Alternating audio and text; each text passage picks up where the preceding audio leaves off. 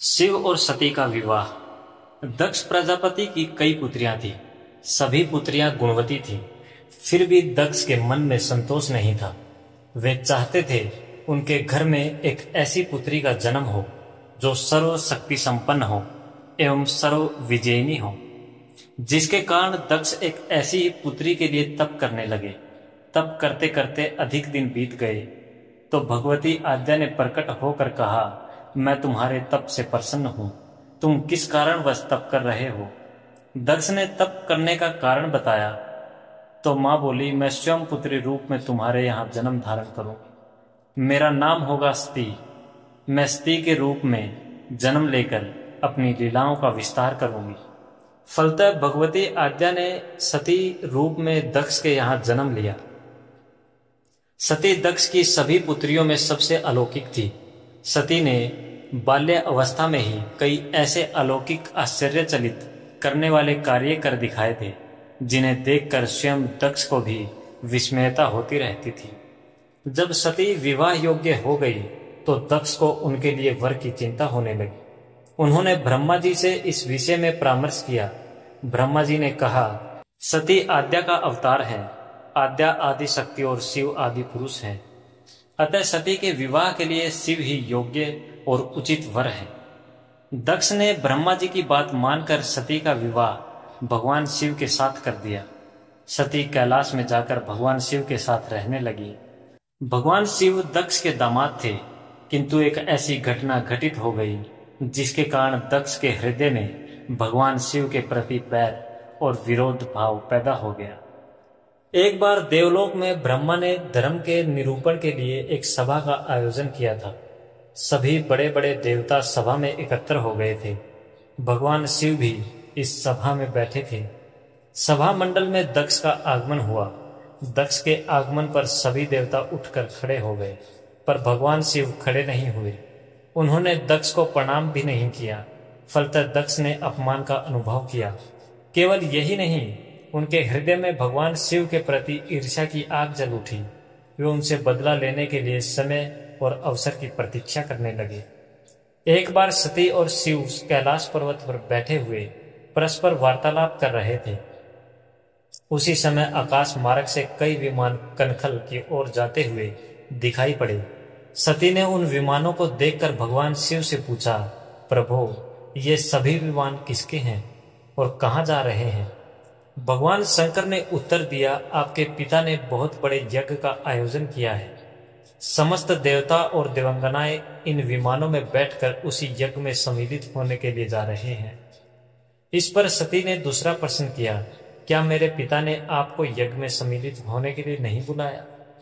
भगवान शंकर ने उत्तर दिया, आपके पिता मुझसे बैर रखते हैं, फिर वे मुझे क्यों बुलाने लगे? सती मन ही मन सोचने लगी। फिर बोली, यज्ञ के इस अवसर पर अवश्य मेरी सभी बहनें आएंगी। उनसे मिले हुए बहुत दिन हो गए। यदि आपकी अनुमति हो तो मैं भी अपने पिता के घर जाना चाहती हूँ। यज्ञ में सम्मिलित हो लूंगी और बहनों से भी मिलने का सुअवसर मिलेगा। भगवान शिव ने उत्तर दिया, इस समय वहां जाना उचित नहीं होगा।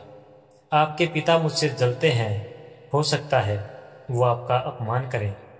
बिना बुलाए किसी के घर जाना उचित नहीं होता है। इस पर सती ने प्रश्न किया, ऐसा क्यों? भगवान शिव ने उत्तर दिया, विवाहिता लड़की को बिना बुलाए पिता के घर नहीं जाना चाहिए, क्योंकि विवाह हो जाने पर लड़की अपने पति की हो जाती है। पिता के घर से उसका संबंध टूट जाता है। लेकिन सती पीहर जाने के लिए हट करती रही, अपनी बात बार बार दोहराती रही। उनकी इच्छा देखकर भगवान शिव ने पीहर जाने की अनुमति दे दी। उनके साथ अपना एक गण भी साथ में भेज दिया। उस गण का नाम वीरभद्र था। सती वीरभद्र के साथ अपने पिता के घर गई। घर में सती से किसी ने भी प्रेम पूर्वक वार्तालाप नहीं किया। दक्ष ने उन्हें देखकर कहा, तुम क्या यहाँ मेरा अपमान कराने आई हो? अपनी बहनों को तो देखो, वे किस प्रकार भांति भांति के अलंकारों और सुंदर वस्त्रों से सुसज्जित हैं। तुम्हारे शरीर पर मात्र बागंबर है।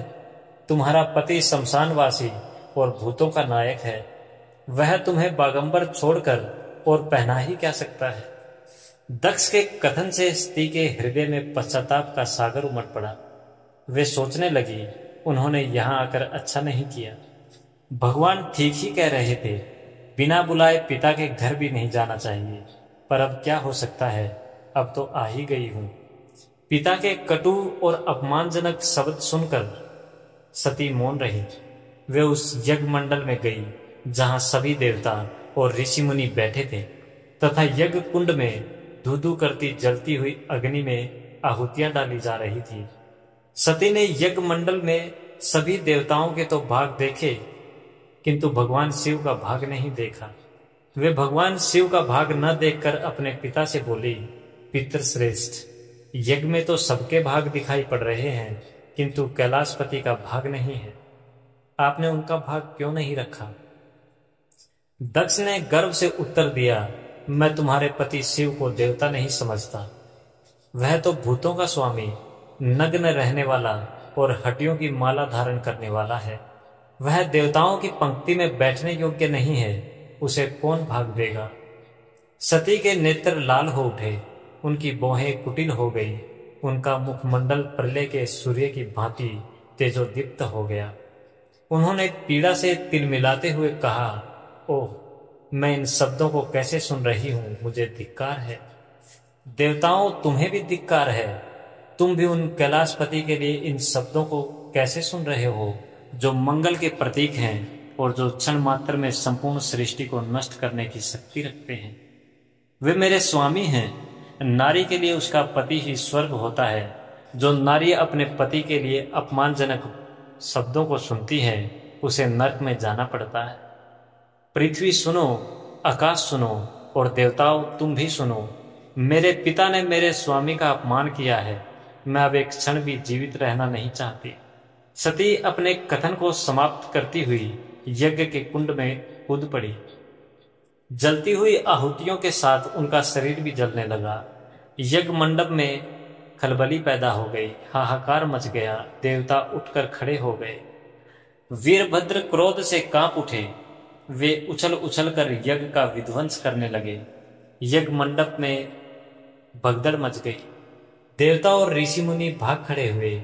वीरभद्र ने देखते ही देखते दक्ष का मस्तक काटकर फेंक दिया। समाचार भगवान शिव के कानों में भी पड़ा। वे प्रचंड आंधी की भांति कनखल जा पहुंचे। सती के जले हुए शरीर को देखकर भगवान शिव ने अपने आप को भूल गए। सती के प्रेम और उनकी भक्ति ने शंकर के मन को व्याकुल कर दिया। उन शंकर के मन को व्याकुल कर दिया जिन्होंने काम पर भी विजय प्राप्त की थी और जो सारी सृष्टि को नष्ट करने की क्षमता रखते थे। वे सती के प्रेम में खो गए, बेसुध हो गए। भगवान शिव ने उन्मत्त की भांति सती के जले हुए शरीर को कंधे पर रख लिया। वे सभी दिशाओं में भ्रमण करने लगे। शिव और सती के इस अलौकिक प्रेम को देखकर पृथ्वी रुक गई, हवा रुक गई, जल का प्रवाह ठहर गया और रुक गई देवताओं की सांसें। सृष्टि व्याकुल हो उठी। सृष्टि के प्राणी पुकारने लगे, त्राहि माम, त्राहि माम। भयानक संकट उपस्थित देखकर सृष्टि के पालक भगवान विष्णु आगे बढ़े। वे भगवान शिव की बेसुधी में अपने चक्कर से सती के एक एक अंग को काटकर गिराने लगे। धरती पर 51 स्थानों में सती के अंग कटकर गिरे। जब सती के सारे अंग कटकर गिर गए तो भगवान शिव पुनः अपने आप में आए। जब वे अपने आप में आए तो पुनः सृष्टि के सारे कार्य चलने लगे। धरती पर जिन 51 स्थानों पर सती के अंग कट कट कर गिरे थे, वे ही स्थान आज शक्तिपीठ स्थान जाने जाते हैं। आज भी उन स्थानों में सती का पूजन होता है, उपासना होती है।